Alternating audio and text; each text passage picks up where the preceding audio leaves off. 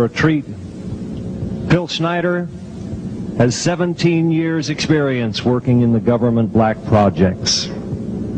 He carried a level 3 security clearance. He's a former government geologist and engineer in the black projects, underground bases at areas 51, S4, and Los Alamos.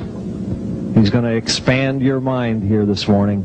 Please welcome Mr. Phil Schneider. I'm Phil Schneider. I spent 17 years in black budget programs, government geologist, as engineer, structural engineer with aerospace applications, self-taught metallurgist, became kind of famous in my own right. I basically would have a set of notes here, but they're unavailable in all this melee. Up here I have different artifacts explaining some of them are alien metals that have been produced both on this planet and the confines of outer space that are now used in all stealth aircraft. All stealth aircraft, for instance, all black jets, what you're seeing of black helicopters and the like, the skins and the coatings and the residues that are used predominantly in the aircraft themselves, in the airframes and the rotor blades and the fans, and in some cases in submarines, special titanium hulls, in the Phoenix class submarines now. All this has come from alien technology. 1947 is what the public has been told. Something crashed in the backyard in New Mexico, a place called Roswell, New Mexico.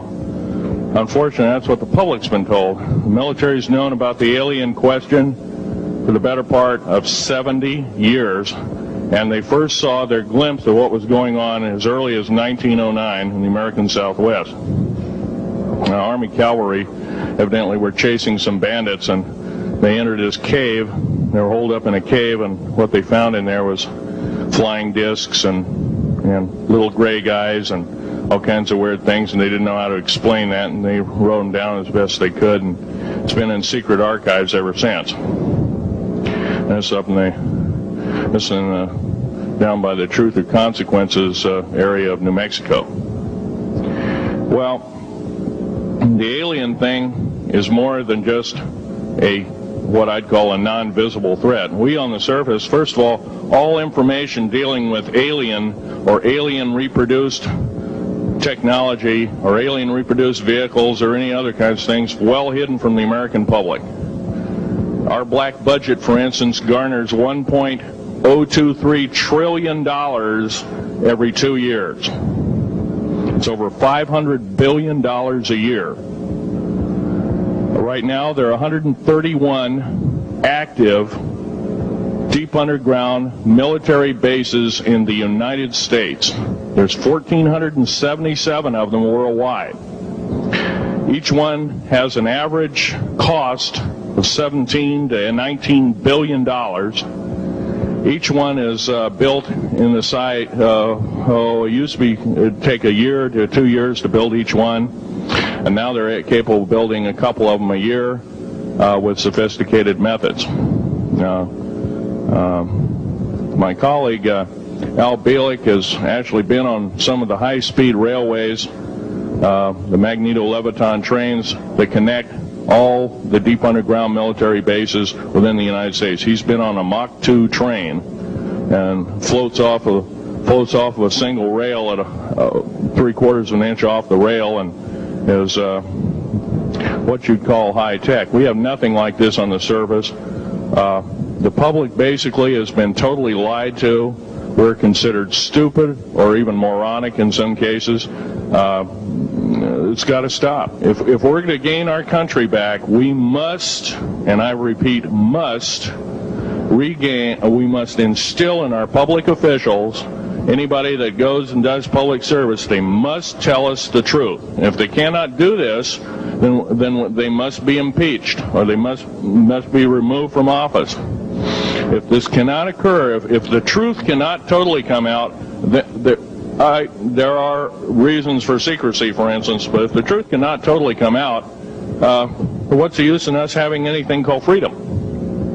Okay, now I have pictures here that I'm going to show you during the break in artifacts, and I ask you to kind of look at them but not handle them. I have actual crashed retrieval metal from Roswell, New Mexico. It's given to me when I was 14 years old. For instance, I've got other things. I've got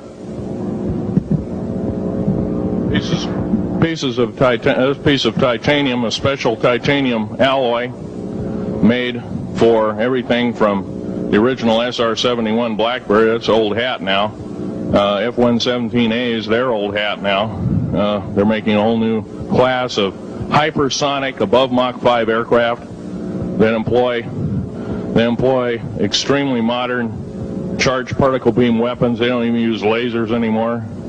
Computer enhanced imaging radar, although it's used in helicopters for public surveillance, computer enhanced imaging radar, and in satellite technology. The brand new kid on the block is a kind of infrared technology where a satellite 150,000 miles out in a geosynchronous orbit, or not quite geosynchronous orbit, but these spy satellites can literally look in and see a dime on the floor, say on your kitchen floor. They have a resolution factor of 99.999961. This particular piece of metal, I'm going to drop it on the floor here. It'll kind of ring like a bell. You can't break it. Withstand temperatures in excess of 7,500 degrees Fahrenheit. It has niobium in it. It also has mironite in it, element 123. Yeah, please do.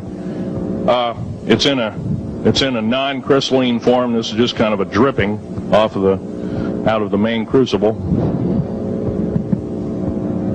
Here's a crystalline example. It's in the scalenohedral crystalline form. We got this from the large grays technology. This is grown in the confines of outer space, which has not quite a super vacuum, but by the way, this is capable of withstanding temperatures in excess of 10,000 degrees Fahrenheit. It's great for certain parts of aircraft. This kind of material I work with on a daily basis. Up here we have a transparency of